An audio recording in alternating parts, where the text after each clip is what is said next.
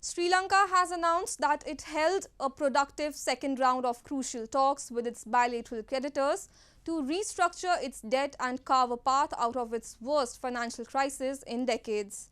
The island nation has been gripped by a deep financial crisis this year caused by record low foreign exchange reserves. Sri Lanka has announced that it held a productive meeting with its bilateral creditors, which include India and China, on Thursday as the country looks to restructure its debt and carve a path out of its worst financial crisis in decades. A statement by the President's office said the online meeting was chaired by Sri Lanka's Treasury Secretary Mahinda Srivardhana and Central Bank Governor Nandalal Veerasinghe.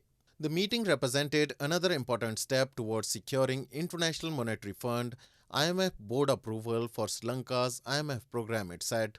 Sri Lanka reached a staff-level agreement with the IMF in late August for a 2.9 billion US dollars rescue package, but its completion hinges on assurances from Sri Lanka's creditors on debt restructuring.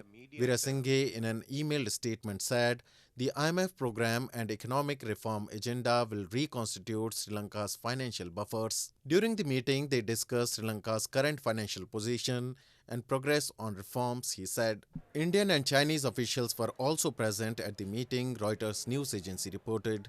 Sri Lanka has been gripped by a deep financial crisis this year caused by record low foreign exchange reserves that has left the island nation of 22 million people struggling to pay for essential imports including fuel, food, cooking gas and medicine.